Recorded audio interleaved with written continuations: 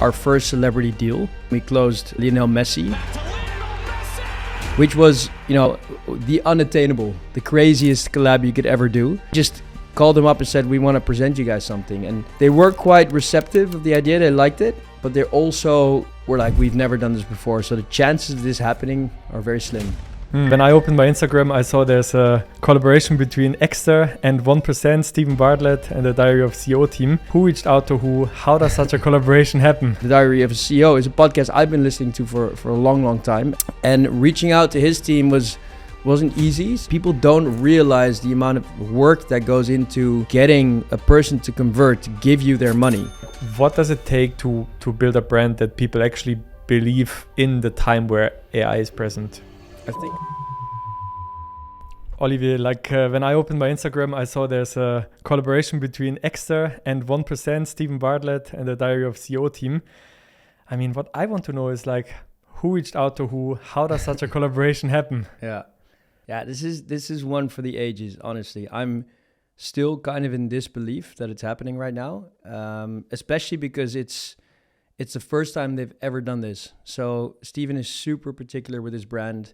He only posts things on Instagram that revolve around the podcast, which makes a lot of sense because he's a thought leader and people look up to him and they really come to his page for learnings and advice.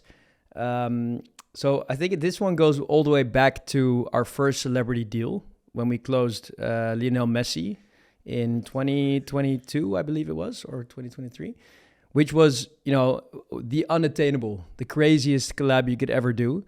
And we can dive into that a little bit later, but I think the fact that we closed Messi just made us realize that we could close anyone in the world if we just approach it the right way. And so Messi was a cool backdoor entrance into how we closed him.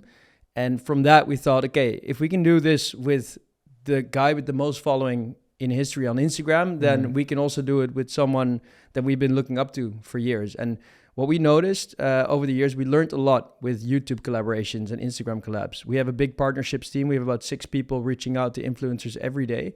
And we learned that when the influencer or the YouTuber is actually interested in our product or uses it or reaches out to us, those collaborations perform the best for some reason. There's an actual inherent motivation to push it, to do it. They really sell it in the way that they talk about it themselves in daily life. So we noticed that this shared obsession or this shared interest in a product or a way of life always works. So we started looking at who are cool people to collaborate. So Andrew Schulz was one of the other big ones, a US comedian that I've been watching for years. And I just love how his brain works. It's very out of the box. It's very much trying to look at things from a complete other perspective than most people would. And then Steven and the Diary of a CEO is a podcast I've been listening to for a long time. And it was one of the things early days that helped me stay motivated running Ekster. And reaching out to his team wasn't easy. So there's obviously a commercial team. You reach out to them and all you can do is try to sponsor the podcast and get mentioned in the podcast for a certain fee. These fees they're not cheap. They're the cheapest, the most expensive fees we've ever paid for podcasts. And even then, they don't accept everyone. They only accept brands that fit the podcast and fit his image. So our head of partnerships, Grete, she's a queen. She kills it. And she came to us with a list of potential cool collaborations. And Steven was one of them. And she said, okay, I have an idea. Let's try to sponsor the podcast and see if it even performs. And from a founder perspective, it's a big risk because it's a lot of money on the line. The investment is big. It's bigger than any podcast we've ever done. And we decided to sponsor the podcast and just see what happens. Just pay for one episode. Pay the massive fee. The podcast. Which episode was that? It was, I have to remember because this is 2 years ago. I'll remember later. But it was a scientist. I just need to remember her name. So the podcast went live and sales didn't really roll in. And we were like, wow, we just, we paid more than a yearly salary to this podcast and the revenue is not coming in. And 2 days went by, revenue was okay, but not really interesting. And then slowly over time, which is interesting with podcast sponsoring, it started rolling in. So the revenue came in and it very slowly started increasing. And over time, it just increased more and more and more. And we saw that the YouTube views were going up and the podcast. And all of a sudden, it was double ROI too. So it was just, it earned itself back twice. We're like, wow, this is insane. We'd never seen this before with a podcast. So we realized that there was a massive audience fit. And then after that, we said, okay, we have to take this a step further. We need to sponsor the podcast more. We need to work with them more. And let's see if there's a way we can work together with the product.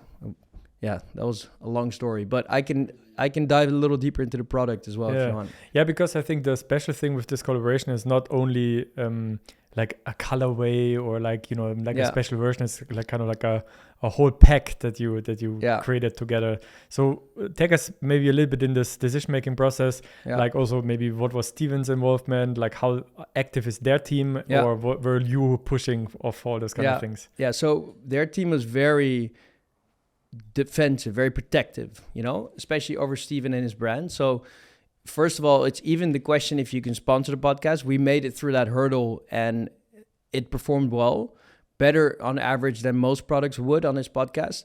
This was proof for us that creating something with him could perform super well if it's customized to his audience. So what we did is we made a massive presentation. We went all out. We first of all started meeting with our product team, with our engineers. How can we improve one of our products that fits it? We could do a wallet, right? But does it really fit his lifestyle? It could, but I feel like there's something that fits his lifestyle even more.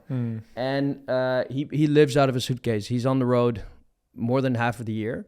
So we thought our travel collection fits him really well. How can we make something that has improvements, but also fits his way of thinking? So we just got together in a room, did a massive brainstorm and started designing this product.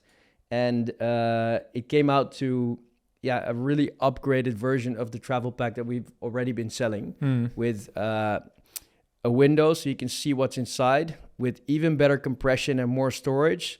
It has more rugged leak-proof zippers, so there's absolutely no air leakage. There's a handle, and it's overall just fits better into bags. It's a bit more modular.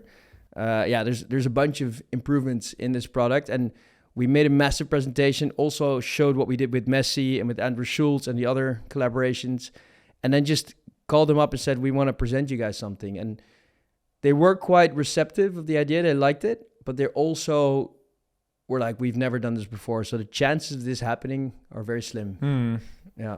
And what do you think was then the deciding factor? Was it then like how well you were prepared in terms of like your ideas and how thought through it was? Or did you maybe use like some secret tactic that you can reveal? Or I think it's always about relationship building. So there's no shortcuts. It's just like, is there an actual click between the teams? And I do genuinely believe that Steven likes the products. Otherwise, he would have never done this. We sent him a bunch of samples of the things that we were already making. And even those we customized with his name on it to make it a bit more special. And I genuinely believe he and the team like the products. That's the beginning of a good collaboration. And then also the calls, like you can feel if a presentation is smooth. You can feel if they're receptive to your idea and if they're enjoying it. And we were just dialed in. Like we were just very connected to our team. We had a good connection with the main account manager, and it almost sounds a little bit like luck, but it's also like manifested luck, you know, because we know this guy's a traveler. We know our product works with his audience. We took the numbers into the presentation, like, guys, these are unprecedented podcast sponsorship numbers. Like, we've never seen this before. There has to be something here, you know, on top of the fact that the product fits your audience. So there were so many things that were on our side that it almost just had to happen. And I think for other people listening that are trying to do a collaboration, don't think now that if you have a toothbrush brand, you should approach Steven Bartlett and, you know, try to take this approach. I really believe that the audience needs to fit the audience of your brand. Do you think that's what a lot of founders do wrong, or in general, like with collaboration, paid partnerships, that a lot of times it's just not an audience fit? I think that's probably the number one thing. Like, people just look at the numbers of certain, like Joe Rogan, very generalistic, has certain political views, but also, loves history and has a very generalist podcast that talks about everything. And there's so many brands that try to collab with them on products or try to pitch them, and it's just not really specific enough to their vertical. I feel like you really need to try to find people that, first of all, you connect with, that like your product and that really connect with your audience. Yeah. You also said that you made the product like a lot better. And of course, like Steven has this whole like 1% brand, and he's a big believer of this. If you do 1% better every day. Yeah. Did this also push the product further? Like, because you knew he had this mindset that you said like it needs to be perfect, otherwise he's not going to collab with us? That was actually one of the things that they pushed very hard.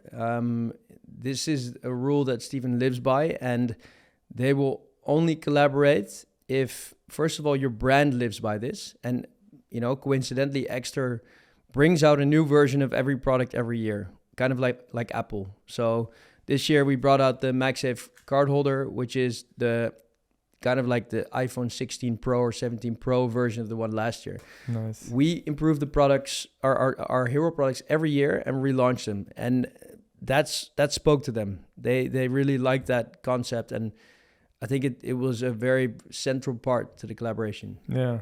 What I find really interesting is that this whole mindset also of this marginal gains and the 1% better is actually what we've been doing for years. Because if you think about your products, like the RFID access, like the faster access, the wallets, like it's all making someone else's life better, faster, more convenient. Yeah. Like, do you realize as well that you have a lot of things in common with? It's really nice that you recognize this, because we try to communicate this in the marketing, but it's quite difficult in like the tiny bit of screen real estate that you have to explain that story, but also show that you're working with the Diary of a CEO and with Steven Bartlett. And for the people that don't know him, kind of explain what that is. So it's very nice that you notice this, because that's what makes this collaboration so powerful.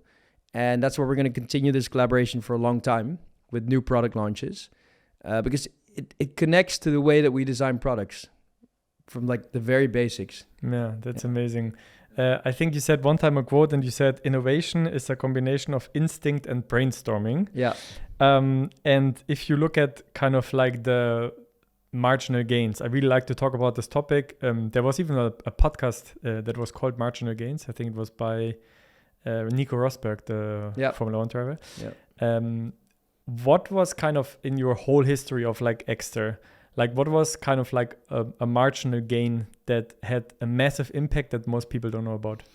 There's one thing that we did at the very beginning, which opened up a world of opportunities. And this is something that we've been doing for about 8 years. And most competitor brands or copycat brands only caught on to that like a year ago. And now a lot of brands are doing it. But when we started our first trackable wallet brand from the very beginning, the concept was creating the next generation wallet, changing the way you carry your everyday items. And there was no AirTag, there was no tracker on the market. There was nothing out there that could help you find your cards if you lose them. And our initial idea was to make the smartest, most modern, tech-infused wallet on the market, and solve all those, create peace of mind, solve the issue of losing your wallet, speed up your day by accessing your cards with the click of a button. And everything was integrated into one piece of tech. So the wallet was quite a little bit thicker than this. It had a tracker built in, it had a NFC chip, it had leather, it had a cash holding thing. So it was like 15 features, which is perfect for Kickstarter, but everything was integrated. And a year later, we realized, okay, it's not useful for returns, because if the tracker breaks, they have to return the whole wallet. Or if there's something with the leather, they need to return the tracker with, everything is one package. So we decided to go for a modular system.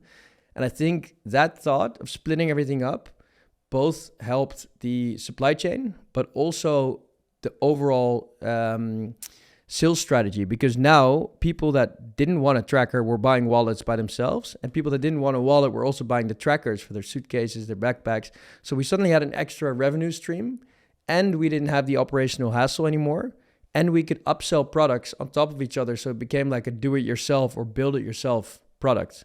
And now it's become a whole ecosystem. So it's a wallet, MagSafe backplate, MagSafe tracker, coin pouch, whatever you want. You can build it as big or as small as you want. And I think that the modularity was a massive game changer for us. Yeah, that's so crazy. I think it's so also really cool. It's like such a simple product as a wallet, but to basically innovate on that. And that takes me also a little bit to the beginning. You were talking about the first Ekster wallet. I watched it's a really good recommendation also for all the listeners to watch the Kickstarter video, like all the way down 9 years ago on your YouTube channel. I think it's still really cool. Now this kind of like old school camera movement, I think it's coming back again. Like, can you take us maybe back to all the way to the beginning? Like, how do you come up with being 21, 22 and saying like, you know what product needs innovation? Wallet. How did you come up with the idea? Honestly, those were super fun days. Like, if I compare it to what we're doing now, back to then, it was like a naive way of running a business and just rolling with the punches, going as you go and seeing what comes on your path. I was living in Hong Kong at the time, and I was working for a big commodity trading firm, my first internship. And as I was walking to work, I passed this market, or I think it was lunchtime, and I passed this market and I saw this old lady paying with her Android phone on a QR code. And this was 2016. There was no wireless payments, no Apple wallets. Everything was still with like PIN codes and credit cards. And I saw a woman paying on a QR code. I was like, what is this? Like, how come this old lady here is using such insane technology and we're still using cash and checks in Europe? So I looked into it, and it turned out to be the app WeChat. And WeChat was every single social media app and payment app combined into one. So pretty much in China, they were just using one app, nothing else, no Facebook, no nothing. And that just blew my mind. And then I started looking at like, what kind of wallets are there actually? So it was kind of like, one of those rabbit holes when you just start researching the web and start figuring things out. And I found out that there was a few cool Kickstarter campaigns around wallets, but none of them were something that I would buy. They didn't look good to me. They weren't modern. They solved a few issues, but they didn't really bring that modern next generation feel. And then the naive young guy that I was, just thought like, there's no reason that I cannot do this. So literally just during my internship, I was sketching in a little booklet. I still have the sketches of what I wanted the wallet to look like. It had to solve a few problems. It needed to be slim. It needed to be unlosable. And the cards needed to be easy to access. And that's pretty much when the whole adventure started of Kickstarter. So I didn't have the money to launch it. I think I had 1,000 euros in my bank account. I wasn't really going to ask anyone to borrow money or raise an investment because I had no idea how that worked. So Kickstarter was my logical, starting point. And I had some brainstorms earlier in Rotterdam with my friend Rick, who's also the co-founder of Ekster. So I involved him in the concept. And a few months later, an old friend from Japan, Richard, was in Hong Kong. We had dinner and I pitched him the idea and he said he wanted to join too. So it was the three of us. We each had our own specialty. I was marketing, design, creative. Rick was product, very like detail oriented. And Richard had already founded a few companies, so he knew how to build a website. He was like an IT consultant. And that's where the adventure started. So during an internship in Hong Kong, and then I moved to Singapore to live closer to Richard, and I started building the company. Crazy. And did you have also other ideas in that phase, or was it like the wallet and nothing else? Yes, there was a few ideas. One of them, which I also launched and didn't pursue in the end. I actually joined this incubator in Rotterdam when I was still studying at Erasmus with Rick. And it's a funny one because we both had lived in many places and we both studied in the US together. And we realized how much fried food people were eating in the US. And for us, it was like McDonald's is maybe when you're drunk or something. You go there once in a while and it's like a cheat meal. On campus in the US, McDonald's was a normal lunch and people were eating fried stuff all day long. And we thought, okay, how come there's and we had the same thing in South Africa. Rick had lived in South Africa and everybody was eating biltong, like this dried beef. And we both loved it, but it wasn't available in the Netherlands. And then the same in the US. We both loved the Dutch fried food, like croquette, but it wasn't available there. And our idea was to bring delicacies from certain countries to other countries. We had no idea the supply chain that would, be involved in something like this. So the brand was called Deli Scout, and we were importing biltong from South Africa to the Netherlands and just trying to sell it. And then we were importing croquette from the Netherlands to the US and trying to sell it on campus.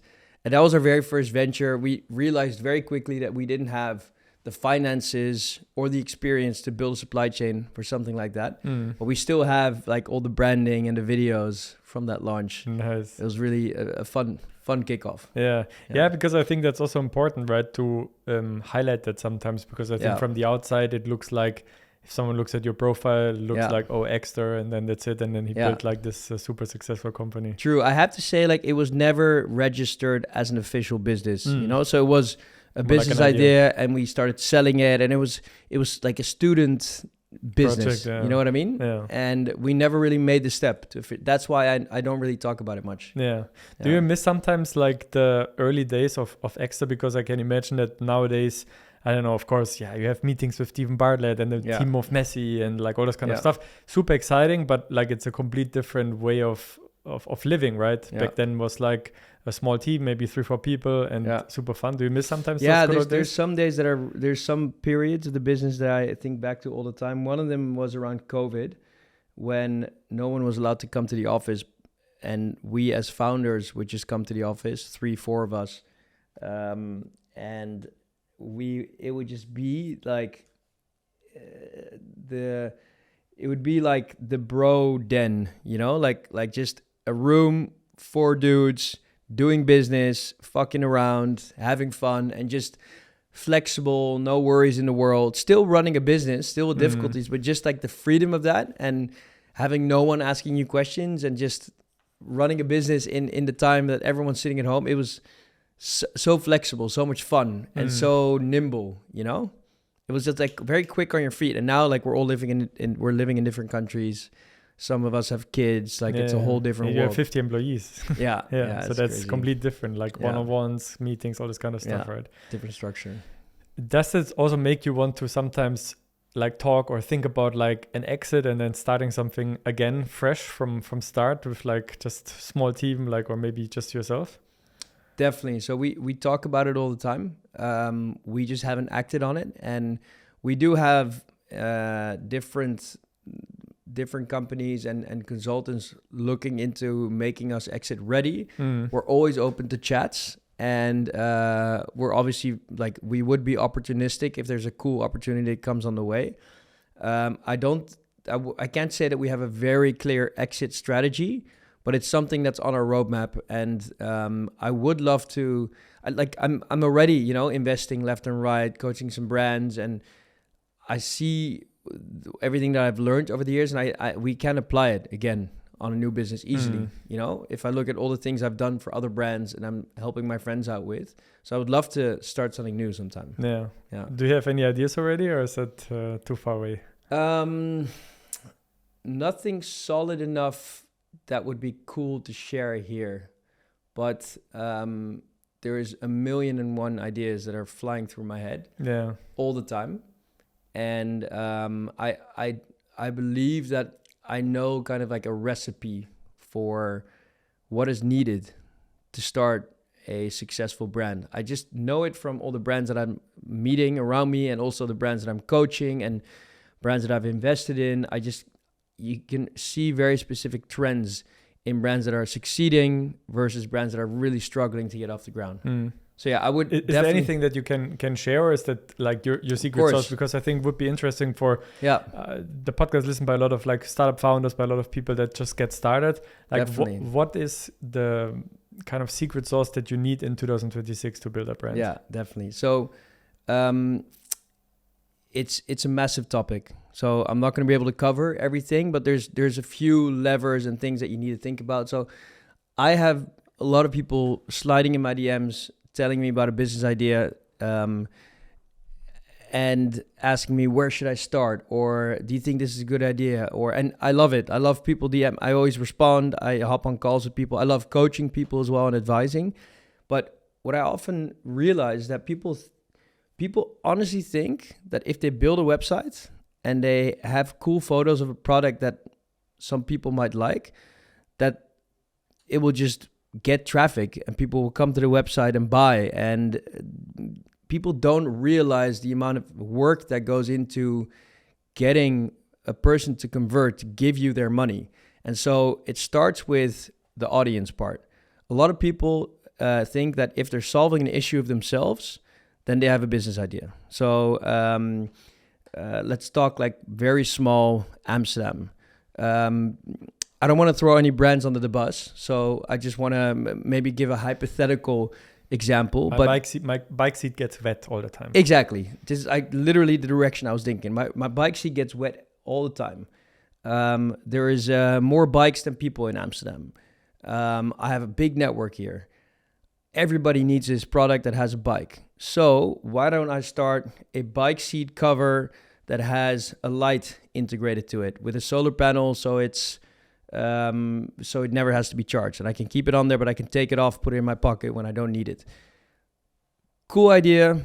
Probably could be a Kickstarter campaign. The world has many bikes, but you're thinking very close-minded because you're thinking about how many bikes are in Amsterdam and how many people are using bikes on a daily basis. But you don't think that, the majority of bikes in the US are most likely mountain bikes or bikes that are being used for specific purposes or for racing. And there are some city bikes, but they might not need this product. And then you start thinking of like, what is the global impact of this product? And what is the chances that I can succeed with this product on a global scale? And that's where I personally think that you need to start, is what is the actual audience of this product? Because you're going to limit yourself so much, and you're going to invest so much time and money in something where you realize that there's an actual ceiling to how much you can sell with this, and that's going to limit your capability to exit, but also to scale internationally. That's one little part of it. But then there's also, of course, the whole like physical form factor. A bike seat cover is actually quite nice because it's light, small. You can ship it from China very cheaply. The import duties will probably be low. It fits through the door. What do you call it? The brief. Yeah, the letterbox. So you're paying less per package. So then you can calculate it all the way back to the unit economics of what it costs to get one of these products to the customer from the factory. And the margins are as big as possible. So the whole margin calculation is something that people forget. They start thinking of products that are way too big or way too heavy, and then think that they can scale that with meta ads. But it's a complete different tactic to do high ticket items through meta. Of course, it's possible to sell fridges with meta ads, but it'll be a whole different operation, And for me personally, if I would start a new brand, I wouldn't go that direction. I would go for something light, small, easy to ship, where the margins are big and you have a lot of room to fuck up. So yeah, that's one of the second points. Then I think in terms of execution, you forget how much is necessary. So I have launched brands on the side, and you forget how much is necessary to really get something off the ground and actually get the product from the factory, quality controlled, to a warehouse, shipped to the customer with a good front-facing website and ads that are converting in a world of AI where everybody is copying you within a second. So the amount of variety needed in your content and in your creatives and constantly staying on your toes and iterating is pretty insane, especially now that everything can be copied. Yeah. So I luckily have been through that pain for the past 10 years, and the brands that I'm coaching are going through that pain. So I have shortcuts and agencies and people that can do it for me. But I think most people don't realize the expertise that's necessary. So I think maybe the learning from that one, because I don't want to make it seem that you shouldn't do it. The learning is speak to experienced entrepreneurs. Don't be afraid to reach out. Send a DM. Send a DM to 50 entrepreneurs, and at least one will answer. Because if you're gonna try to figure it out yourself, or do it through courses only, it's gonna take you much longer. And if you speak to the experienced people, it's going to be a massive shortcut to get connected to the right agencies, freelancers. That's what I did as a starting entrepreneur as well. I just reached out to hundreds of different Kickstarter campaigns to try to get on a call and learn something from them. Yeah, because it's quite interesting. I think your Kickstarter delivered like 350K or something like that. Yeah, so the first Kickstarter campaign was 350, and then we continued crowdfunding on Indiegogo for a few months and hit 1 million in less than the first year, which was insane. Which is insane because, like to get this amount of VC money. Yeah. You need a serious team. You need a serious team. Yeah. You need probably like a year of your time to also secure it, and I don't know how 50,000 no's. So that's quite crazy. It's also funny because I think I read somewhere that your sister made the video for $500. And then that video basically delivered 1.5 million euro. It's ridiculous. I think I really believe that at least 40-50% of the success can be attributed to the launch video, because on Kickstarter that's the main thing they push. Like even the campaign itself, it's quite hard to find right now. Like you see the video and then the campaign is like under this little button below, but most people don't even see it. So the video does most of the talking, and we literally made it with my sister. My brother helped scripting it, and all my friends in Rotterdam were acting in it. Like I didn't have a single model. They were just friends, and it was all just thought up, scripted, thought out, no AI back in those days, and then made ourselves. And it's still pretty surreal to believe that, to think back to that. Yeah, that's really crazy. Yeah. I have two questions. One question is, would you do Kickstarter again? Like if you would launch a brand now, would you do Kickstarter again? It's a difficult one because in my position, I've now made a name. I know people with money. I have I could invest some myself. So I think a quicker route to success for me would be just launching a web shop, because I've already done it on the side and I had success. But if I would advise a person who's doing it for the first time, I would still recommend Kickstarter. Main reason is because it's free data. Even if you don't succeed, you're getting a shit ton of free proof of concept data, survey results, people responding to what you should do with the product. So I think I would go directly to Shopify because I have the means, but someone who doesn't have those means should definitely crowdfund. Yeah. I mean, it's also nice that you get kind of also like you already built your first like customers and your first like community feedback and this kind of stuff can also be beneficial, right? If you want to launch a brand, to have like the first 100 believers maybe or something. Extremely beneficial. Yeah. Those people are diehard fans, and people on Kickstarter are built different. They love supporting a company. They're not just there because they only want the product. They know there's a risk that they might not get it or that it might be shit, but they're actual believers in entrepreneurship, and they're there to respond to your weekly updates and give their feedback, and they want to be part of building the project. Yeah, that's really nice. And the other thing that I find quite interesting is you said, in times of AI, like everything looks more commoditized, everything looks kind of the same, and everyone has access to insane infrastructure, right? Like back in the days, I think with web shops, especially with web shops, you always saw in the quality of the picture of like, oh, they were like in an actual studio, or they just try to fake it, or have like some like shit Photoshop mock-up or something. Yeah. But nowadays that's different because you can sometimes barely see the difference between like that was created in a studio and that was just an AI image. What can founders learn from that? Like, what does it take to build a brand that people actually believe in the time where AI is present? I think a big part of it, so I genuinely believe one of the only things that AI cannot do is or doesn't have is the creative minds that humans have. Our brains are wired through the way that we're raised and the experiences we've had during our life to come up with crazy, unique ideas. Some people are more creative than others, but the creative ones are just wired to tell stories and to connect emotionally with other human beings. And of course, AI is getting better every day. AI might become more creative than the human race in the future. I don't know. But at this moment, I still believe that the storytelling and the emotional connection between the brand and the audience is something that sets the AI brands apart from the real brands.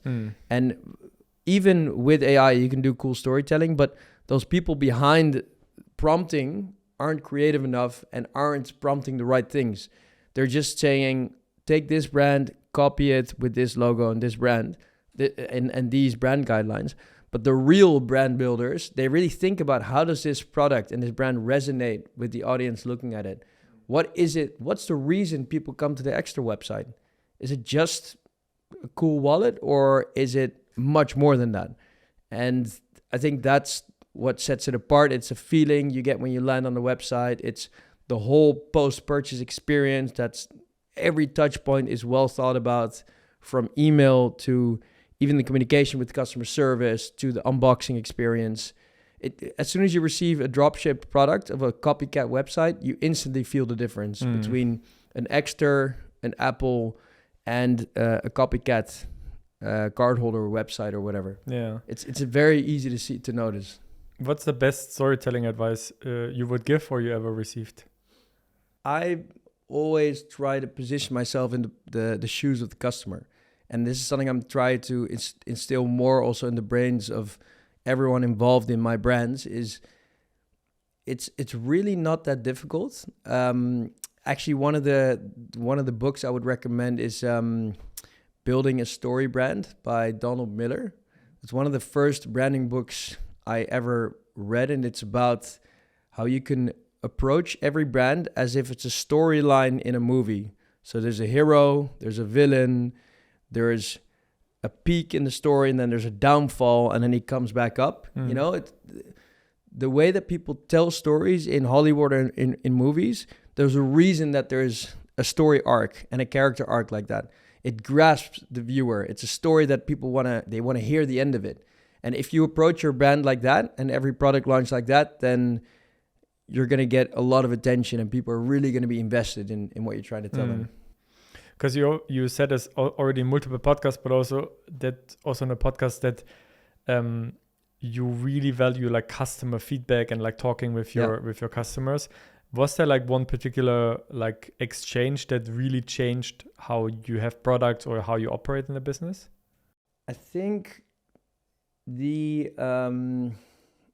point that I mentioned before, so splitting up the tracker from the wallet, I actually think that was a customer that told us to do it, and the fact that came from the other side and not from internally made us realize like, holy shit, we don't talk to our customers enough. Like we haven't called a single customer. We don't send surveys. So that is also the moment we switch everything around. So we added the post-purchase survey. We started sending surveys on a monthly basis to customers to get more data. And they helped us realize that we needed to make our products modular. And that was a game changer. Crazy. Yeah. It's like the small things sometimes, right? That make it really nice. You've been now like an entrepreneur for a little bit more than 10 years. What is like the most surprising learning that you got out of it? You've been through so many phases, like the launch, the first million, the first 10 million. Now you just passed 50. Yeah. You hired 50 people. Like, what is the most surprising lesson that you didn't expect you would get? I'm going to make it a realistic one. There's many learnings, but it's realistic. I'm genuinely an optimist in life. I always think outcomes will be better than they actually are, or I at least try to manifest that. But I've been in the business for 10 years now, and I've gone through phases of building teams and outsourcing and delegating my tasks to the team and having more calm, to being right back into the mud and doing everything myself. And 10 years in, 50 people hired, I'm like, my life is still chaos. My days this week are more chaotic than they've ever been. Like, I've been working from 8 a.m. until 11 p.m. every single day this week, and haven't had time to like have lunch away from my laptop. And I feel like those times will always come back. It's a crazy phenomena in entrepreneurship that you just care so much that this shit will just keep on coming. And I've had some months where it was a bit more chill because the team was fully in control, but then suddenly someone leaves the team and all that shit comes on your plate, and you need to start finding someone, but you don't find the right people, and the website gets hacked and you have a massive launch and it's just like it never stops. You need to be super resilient and willing to just fight until the end. And there are so many people that have had it easier. Maybe they've just had a quick and easy success, but I think for most of us, people that I speak to, it just keeps on coming. So just be ready for that and embrace it and try to enjoy it as well. Do you think that's also partly because of social media? Because I think also if you look at, for example, your profile, right? Yeah. Like you would never expect that you would work every day from 8 to 11 because it looks more like, oh, he has like a really nice life. He's traveling a lot. He has like this amazing life, doing everything that you should do if you are successful. Yeah. But like the behind the scenes, they don't really see. No, I get that feedback all the time. And I've also just kind of stopped caring because it's people ask me all the time, do you even work? It's one of the most common questions I've ever been asked. And it's I like sharing my adventures. It's the reason that I do what I do. I've wrote my own personal vision down on paper once, and the word that it came down to was freedom. Just the freedom to live, to connect with people, to meet, to go to the most remote places in the world, visit the North Pole and go ski touring there. That's why I'm doing this. And I love the hustle of the work, but and I've given up on telling the people that. I do like to post more about the business than I used to. So I like to really take people into like how we build things. Yeah. But I'm not going to film myself working, and I'm not going to document that. There's a lot of people that do it, but it's not really my style. Yeah, because that was maybe like the next question is like, do you think that this is kind of like the next step to be a little bit more like the creator founder versus like the founder, like how I think the past 10 years, there were like a lot of founders that could just operate in the background. Yeah. And I think now we slowly, it's like this build in public, and the Daniel Dalen vlogs that I think everyone knows. Yeah. Is this a direction that you would also consider? I've been living and traveling with a guy called Bob Verlaat. He's one of the founders of Dorn Rose and Hears, and he is now slowly getting into the whole vlogging thing, and he posted a few videos which got pretty good reach, and I've been involved also in those videos, speaking with him and talking about life, and I actually really do enjoy it. But if I look at like the past few weeks of my life and how hectic it has been, and even finding the time to connect with family and your dating life, your friendships, all that stuff together, I wonder when I would actually invest time in that, and if I want to, because I also want to look at the outcome. Like, what am I doing it for? Am I doing it to get fans, or am I doing it to get new brands that I can coach, maybe? Or am I doing it to create a bigger network of entrepreneurs? I haven't found that answer for myself yet. I think it is cool to show people behind the scenes, and even for myself later to look back and be able to see how everything was done. Yeah. But at this moment, I don't have like the plans to do it, and maybe I need to find the motivation for it. Yeah, I find it quite interesting because of course it's also very invasive, right? Because of course you open up a lot, and sometimes it's also nice to have like this private part of your life as well, True. Because then otherwise everything is out there. Everyone knows where you are, like what you do, like your routines, like all this kind of stuff. Yeah, true. Which is also invasive in a way, right? It is, yeah. I don't know if I'm necessarily too worried about that, but maybe I'm also a bit too optimistic because nothing like that has ever gone wrong for me. But I can see that it does intrude your privacy. Yeah, and I think of course you also have like a certain maybe standard. Yeah. You know, so I think that probably if you want to have like a certain quality of like the video and how things look also visually, that you probably know it would take quite a lot of time to probably set everything up. That is very true. Yeah, it needs to be like, it all needs to be at a certain minimum level of quality, for sure. I feel like it's been quite easy to do that with Bob's videos, but again, I need to find the intrinsic motivation to do something like that for myself. Yeah. You also just said that you would like maybe to coach more founders, more entrepreneurs in the future. What's, from the experience that you already have coaching over the past years, what's like one of the things that most founders do wrong in the beginning? I think this is what I did wrong as well. They look at the costs of hiring a certain talent or agency, and they think, ooh, $6,000 per month, that's way too much money for us right now. And they just kind of say, okay, we'll do it later. And that's the same. They say that they do this with almost everything. Like, oh yeah, but not right now, we'll do it later. For now, I'll do it myself. And there's a massive opportunity cost there, because by doing it yourself, you're doing it worse than the other person would do it. You're wasting time that you should be spending on other things.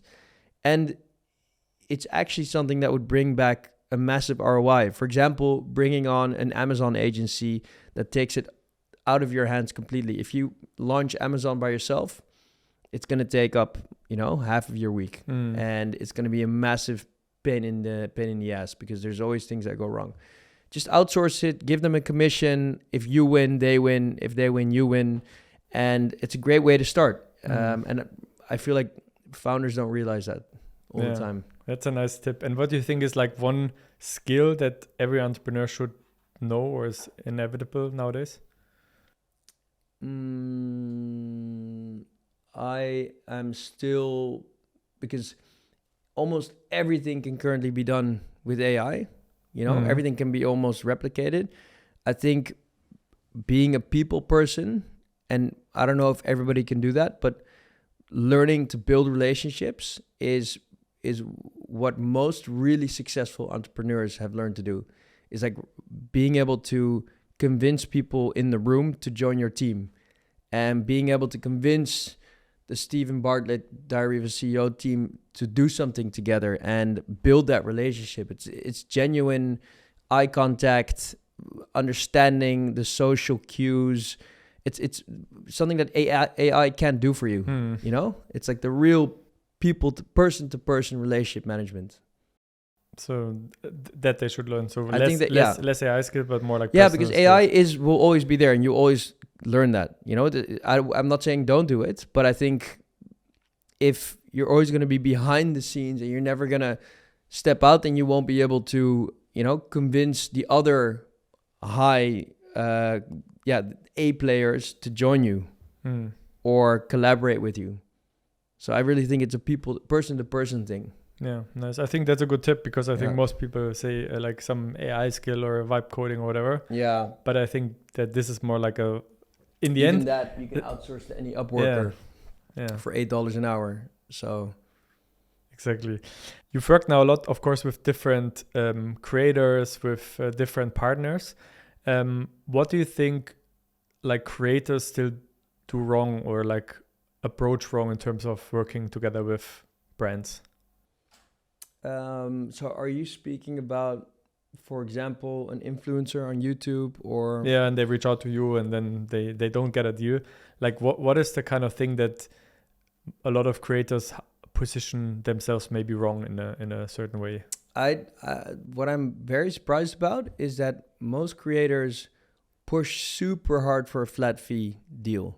They'd rather get $500 cash in the pocket right now than a 30% commission as opposed to a 10% commission, which pretty much means that they don't believe in their own reach. And it also means they don't believe in the partnership. Why don't you invest all your time in finding brands that really align with your audience and try to convince the brand to give you a super high commission? 9 out of 10 times, the revenue is going to be higher than that initial $500 fee.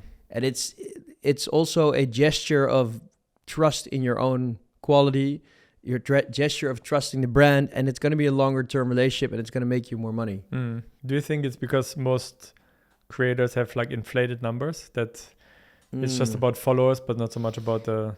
It could be, but then your whole vision is short term, because then you're just trying to cheat people for $500 left and right, and you're never going to make it into the big leagues. So then you might as well not do it at all, right? So it's just a waste of everyone's time. 100%. Of course, we talked already about the partnership with Steven Bartlett. But we didn't really touch so much on the partnership with Messi, which I find insane. Especially because the podcast is recorded 3-4 days before the World Cup final. He's in a final again. Absolutely crazy. I mean, I have to say that I'm not the biggest fan of the Argentina team. But hey, kudos to being there, and crazy what kind of like performance he's delivering with at 39 years old. Absolutely crazy. How did that partnership happen, and like how does it feel to also partner with your brand? I mean, it's something that you started personally, right? It's not something that you are the CEO of or something like this. It's like something that you really started off from the get-go, and then all of a sudden Messi, one of the greatest football players in the world, carries your product. It's insane. It's always a moment of realization of what is possible in this world. But we never had any celeb collaborations before that. We never even had, big YouTubers. So that was your first collaboration? We had a bunch of YouTubers, like gamers, with maybe like 500K subscribers, but we never had like big faces. We never had like actual massive ambassadors. And we thought, if we're going to do it, let's just see how high we can reach and see what happens. It's always going to be learning. Even if we fail 10 times, it's going to be learning anyway. So we decided to make a short list of people with the biggest following on Instagram, the biggest following on YouTube, some names like Kim Kardashian, Mr. Beast, all those people that are constantly in the spotlight, that know something about business, that are running their own businesses. Those were like really high on the list. We also had Joe Rogan on the list. We had like all these big names, and many of them didn't even necessarily align with our audience because we were just inexperienced, and we thought, fuck it, let's just go.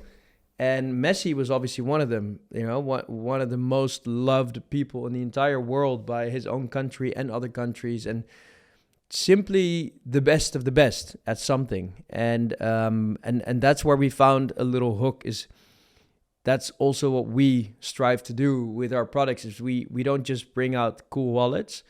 We really, every single product we make needs to be innovative and needs to push what innovation can possibly do. It really needs to like reach the limit of what's possible with a product in the form factor that you have at hand. So it's very like intensely, to every detail, engineered to be the very best. And with Messi, we thought, okay, there's a few routes. First of all, if you reach out to his agent, it's going to cost you 1.5 million for one post on Instagram. That's it, just flat fee.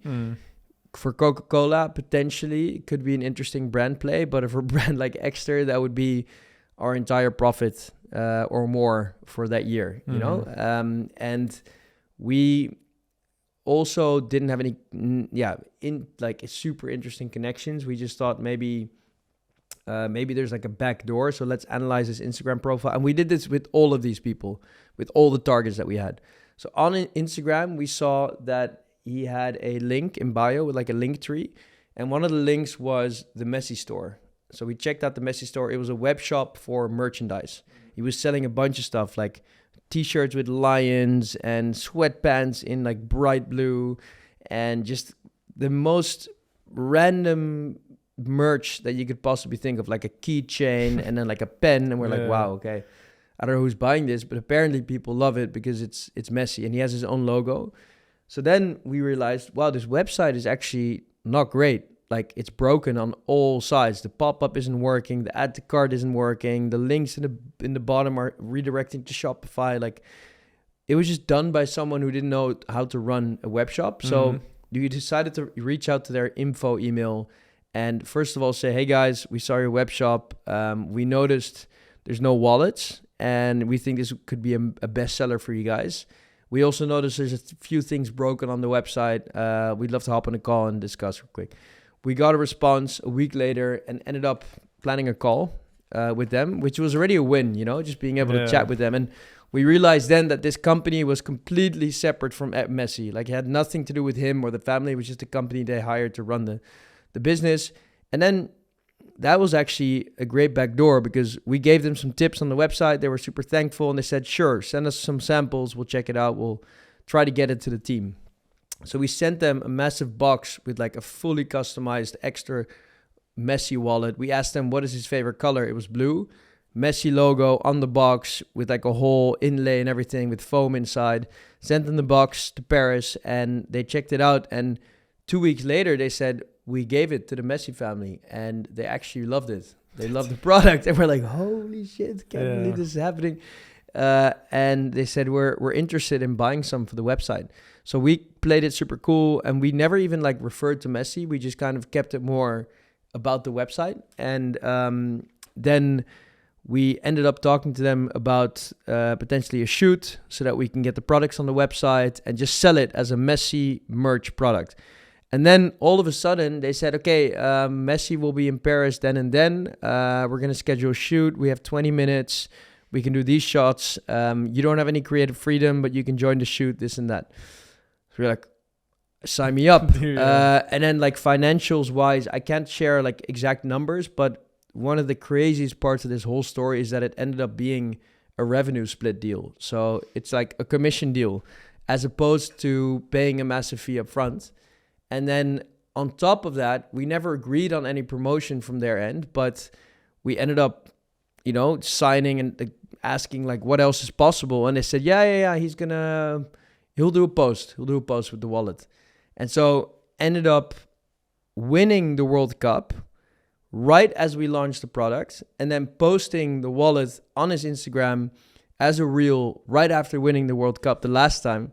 And the reel went completely viral. It got like 3.5 million likes. And yeah, it was a massive surge of traffic, a massive surge of brand awareness, PR writing about it, but also just that instant stamp of authority for the brand, Just ridiculous amount of brand awareness that's suddenly. And I'm very honestly, it's not even the biggest launch we've ever done, like in terms of revenue, but in terms of brand awareness and just attaching a big face to the brand for the first time, it was insane. Crazy. I think that there's so many nice learnings out of there, because I think, first of all, to have the audacity to like try like to dribble yourself into all kind of like backdoors and try to make it work like so many different ways, also like thinking creatively. But so first of all, I think that's a big lesson, but also to be so aware also the love for detail, right? Because you could have also just sent Ekster wallets and say like, well, just check it out, and then just imagine how it would look like with your logo on it, right? But also that I think that you create this custom like package for him to make him feel already, hey, this is how it could look like. So I think there's so much nice stuff that people can learn from this collaboration. But insane, like what a crazy success. Was it a moment where you felt a little bit like I made it? The weird part is I still didn't have that feeling, but it is like it's a feeling that takes over your body and just completely it takes you away from reality for a second. You're like, holy fuck, like it's actually there, like it's physically launched, it's happening, it's actually happening. It's a difficult feeling to describe, but I didn't have the feeling like, holy shit, I made it. Because still, there's always that little voice in your head is like, oh, like I wish the shoot was better, or I wish we could have like done a collab post with him, or there's like all these little things in your head that where you think like this could have been that. It's just like an annoying thing with entrepreneurs that they always feel like it should be even more perfect. Yeah, are you a perfectionist?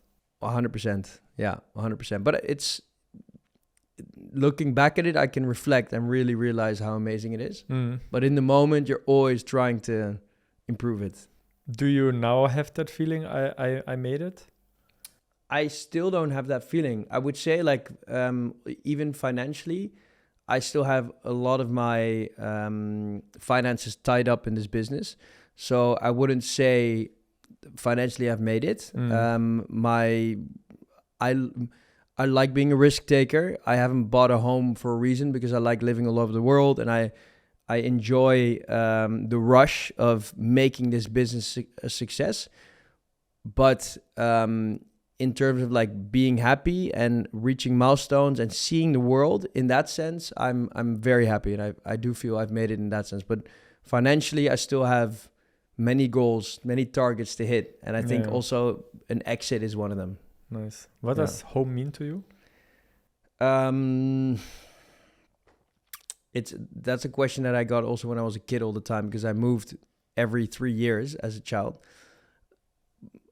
I genuinely don't have a home. Like coming back to Amsterdam feels like my close-knit community, and if my family's close, and it really feels great to be around all these people. It's people that I trust with my life. But there's a reason I left, and I don't feel like Amsterdam is my home, especially not now. But maybe when I settle down and have children, I will finally find that rest. Yeah. I'm a little restless, and I like to be on the road all the time. What do you think like is the price that you paid for being an entrepreneur and living that life? I think I've given away a lot of stability in life, and I've given up kind of the you call it huisje, boompje, beestje in the Netherlands, which is like house, tree, dog, baby, wife, and just getting a mortgage, building that life. And I'm 32 at the moment, and I'm building my business and experiencing incredible adventures. But it's not a stable life. It's very volatile and all over the place, and it's chaotic, and it gives you very little rest. So I would say that I'm giving up maybe a more rested, stable, conventional life for entrepreneurship. Yeah. But is it anything that you strive for to have? I mean, it comes in waves. Like you always want what you don't have, and I do have moments where I'm like, it would be nice, to be settled and to have a less stressful life and a bit more calm and rested and be able to see my family more often. So there's definitely moments that I feel that. But this is the way I've carved out my journey, and I'm enjoying every bit of it. And I think life isn't perfect for anyone. When you're a celebrity, you want to be a normal person. When you're a normal person, you want to be a celebrity. It's always like that. So I would say I'm very content with my life. And if I could, I would get a bit more stability. And at some point, my goal is definitely to build a family and have kids. So is there still something that you're trying to prove to yourself? I think maybe the next chapter will be working towards an exit. Because I've been doing this for 10 years, and I do believe Ekster is a brand that will continue to live for generations. So maybe selling it to the next owner will prove that. So I think that's what I would like to prove to myself, that I could have a successful exit and have Ekster continue forever. Yeah. And I think one thing that became very clear, that like you never switch off, like you're always on. Yeah. But do you ever switch off? Like, is there like a calm Olivier somewhere?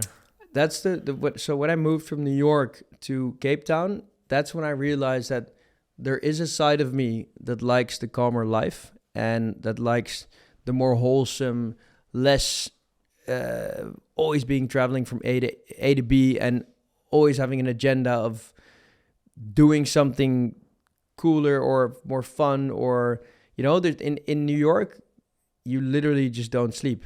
Even when you're sleeping, you're not really sleeping, because the city has so much energy that you're still kind of awake subconsciously. And in Cape Town, you're so submerged into nature and into that healthy wellness lifestyle that I do feel that my nervous system gets a lot of tranquility, And I feel like Cape Town has brought that out of me. Perfect. Yeah. What is the future holding for you? If you look ahead the next 2-3 years? I would say 2-3 years. Ekster is developing in many parts of the business. So first of all, category-wise, the business is becoming more of a travel gear brand. We still take the hassle out of the way that you move through the world through everyday accessories, but now also through travel products. So I think there's a lot of interesting hooks, collabs, retail opportunities that are going to explode this business in the travel industry, still with, the innovations that people know from us. So I think that is a whole new chapter that's going to take over my life, but also working towards an exit, maybe in the next 3 to 5 years is going to be a big part of what I'll be focused on. Yeah. And then you can't really plan when you settle down, but I do feel that my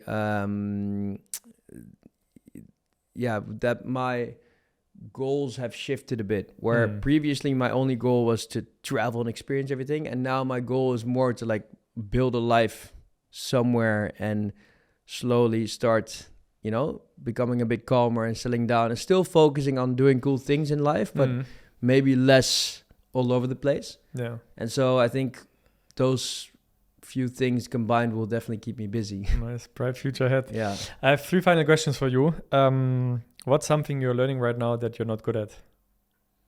I'm learning now that I'm not good at. Yeah. Well, the main thing that I've always been working on with my coaches, and that's a topic we've already discussed, is finding my peace and my calm. And I just know I'm not good at it. I've found a place now that helps me get better at it, but it's still something I just can't seem to wrap my head around. And being able to just switch off, let go, not feel like I need to keep control, I think that's probably the main one. Nice. You had like a tagline which was called "Own the Unknown." Yeah. I always ask every guest, what name would you give this chapter of your life? Would you use the same phrase or is it a different one? Yeah. I think "Own the Unknown" it's been probably the motto of the majority of my life. If I go for something, if I go down a slope when I'm heli skiing, I'm usually I blindly go down and I see what happens and I just roll with the punches. And it's the same with everything, with business. It's the same with dating. It's the same with, I just go into it and I just let it happen to me. I try to experience it as much as I can. And Burning Man is a great experience, a great example of that. Like, I went there just knowing that I would love it, and I didn't read into it. I didn't want to know anything about it. I just wanted to go there and just let it take me by surprise and, own it. Just own whatever is new to me. And it's so exciting to me. Just all the unknown and all the things I've never experienced before, and experiencing something for the first time is something you can't really explain. Yeah. I love it. Amazing. Own the unknown. Yeah. And the last question is, if you could send a SMS to all mobile phones in the world, what would you say? I would say, tell your parents that you love them. Tell your parents. I don't know if it's cliche or not, but it's something that I just don't do enough. And I was at my mom's place last night having dinner, and it takes you back to all the moments you had together with your parents. And one of the reasons we're sitting here right now is the way that our parents raised us, or at least how our youth built us up to where we are now. And I think we should be very thankful to the opportunities that our parents gave us to become the person that we are today. And later, your kids should be thankful to you as well. And I think it just they often get neglected. Once people leave the house, the parents, they really want you to, they want to connect with their kids, but it's in many cases very difficult because people start living their own lives. So yeah, I think if the whole world would tell their parents that they love them, I think there would be a lot more peace and love. Nice. Yeah. Wonderful words to end this really nice podcast. I think today we learned a lot about you, but also about Ekster, about how to create cool partnerships. So thank you so much for coming on and bringing so much wisdom to the podcast. Thank you, mate. Really nice chat. Appreciate it. If you're still here, then go like and subscribe to the 301 podcast, because still over 80% of the people that are listening right now are not subscribed to the 301 podcast. So go ahead, like and subscribe, and we see each other in 2 weeks' time.